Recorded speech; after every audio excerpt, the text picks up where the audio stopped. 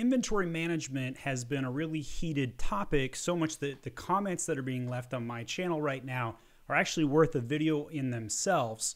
I've got a few questions that people are asking me that I'm going to actually respond to in this video.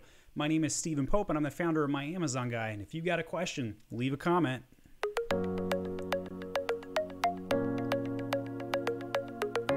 This first question comes from Adam.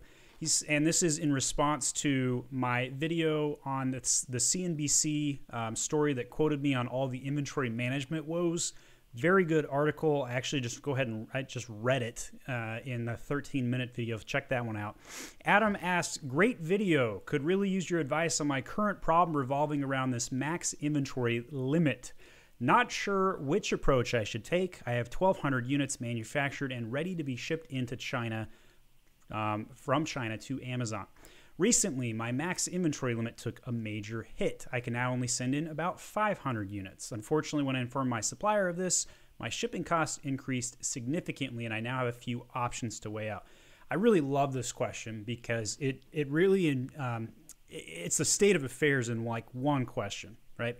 So he's got a few options that he talks through, and I'm going to give you my response on like which one I think is the thing to do. So option one, have my supplier hold all 1,200 units free of charge and pray, keyword pray there, Amazon lifts the max inventory limits in January of 2021. Who knows if this will ever happen? So my response is this option is the riskiest option. And that's because anytime you hold and delay, you have no idea what's going to happen, right? So you're punting, essentially. You're taking inaction as your action. And in the current state of affairs, inaction is a bad idea. And that's because we don't know what next month will come and do. We have literally zero prediction ability right now. I think Amazon's going to wait till February to lift their restrictions. The reason I think that is because if I was Amazon right now, and I'm just like, whoa, for the last 8 months, we've just been overwhelmed and haven't been able to do any maintenance come January. I'm just going to do all of that maintenance that was built up that I couldn't get to and just hold the line on restrictions another month. That's what I would do if I was Amazon. So that's why I think holding is the mistake. Imagine holding into January.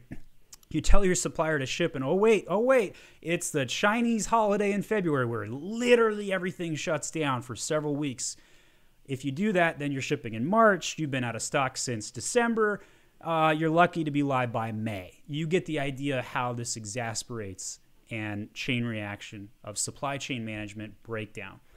I have been very vocal that I believe that the supply chain management, the concept of just-in-time supply chain management is dead. I do not think you can rely upon just-in-time anymore, at least not for the next 2 years.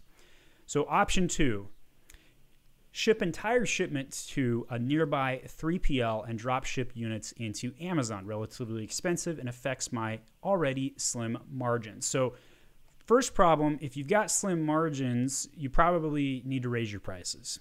And if you can't raise your prices, that means you're in a product that's too competitive and you're probably in the wrong product.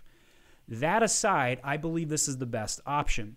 And that's because it gives you the most flexibility. In times of uncertainty, flexibility is worth the cost that it involves. And of the options, it's the most flexible and it's the most dependable. You know that the items are going to be in your control and you can do with those items what you please. Now imagine all of your competition stocks out in February and you, because you chose the flexible option, you go live with the inventory and you sell at a premium price and you actually make more money. Flexibility allows for opportunities like that. Option three, send smaller quantities shipments into Amazon directly from China. Problem here is I'll run out of inventory. That's bad. Between every shipment and we'll have to pay more. That's bad. To re-rank with PPC and pay higher shipping costs from China to smaller shipments. So I don't like this option and I prefer option two, shipping everything into a 3PL and controlling it. And the reason I don't like this option is because it's got all of the bad of option one and none of the benefits of option two.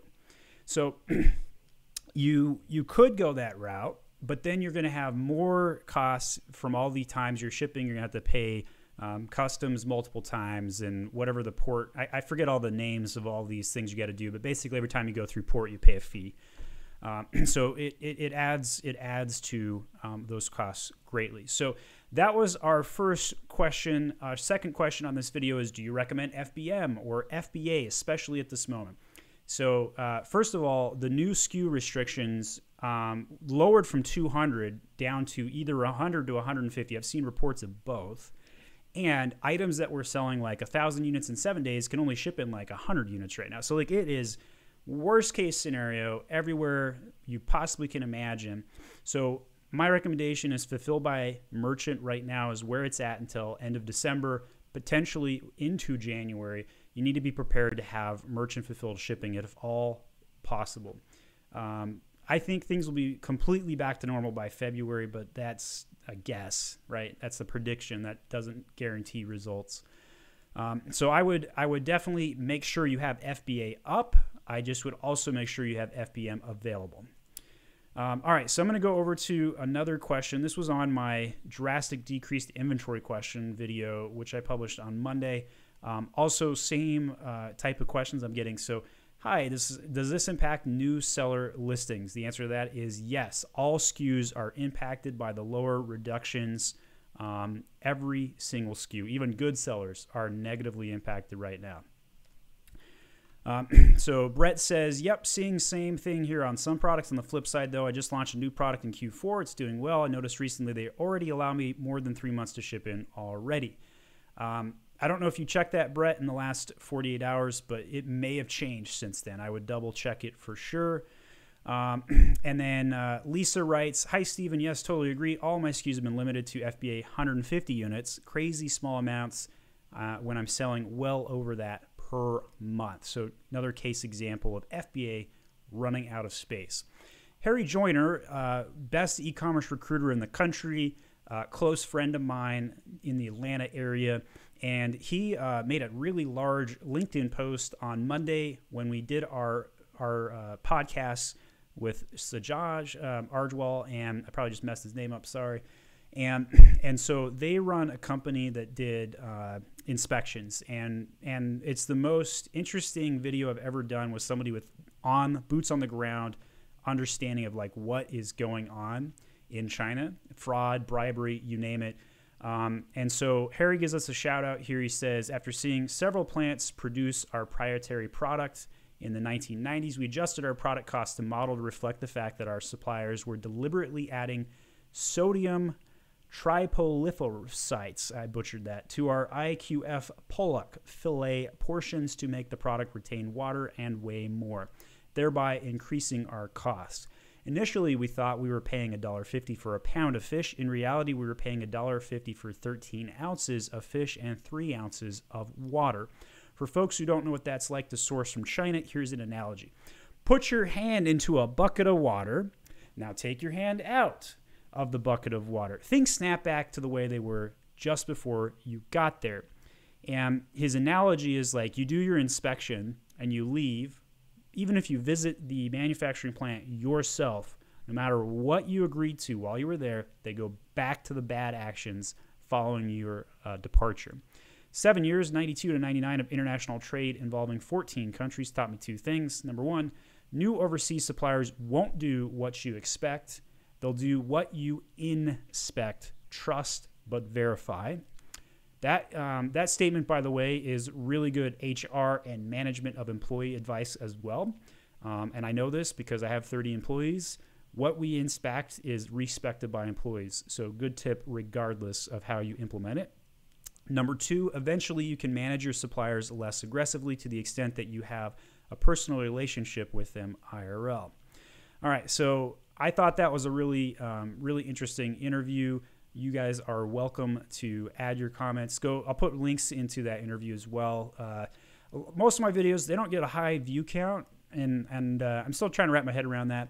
But we put out good content consistently. I think part of my challenge is that like I have so many different topics that I cover. So like sometimes I'm doing news, sometimes I'm doing tactics, and sometimes I'm doing strategy, and I'm testing out this inspirational video content right now.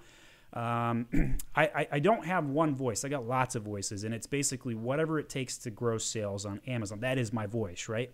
And so sometimes you got to know like where Amazon is going. Other times you need to know how to functionally do a very specific task like setting up taxes, doing your brand registry, filing trademarks, whatever it might be. Like, so you know, if you subscribe and you're getting inundated with my feed with all of these different topics, I get it. It's a lot of content, and not every video is going to be relevant to you.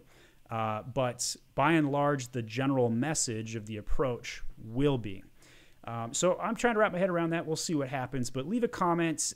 Maybe I'll cover your comments in an in-depth video like we did today and give some color and understanding to it. If you have particular content you want more of, please let me know. I do read every single comment as proof. I just did videos on some of the top comments in the last 5 hours. If you need any Amazon consulting or an agency to run things for you, go to myamazonguy.com. We can grow your sales in every which way you want. Let's say you're not ready to hire a full agency. Check out our available coaching on demand. Same day appointments often available. Go to myamazonguy.com, click on the book a coaching call. Thanks for watching. I appreciate it. My name is Stephen Pope, and I'm the founder of My Amazon Guy.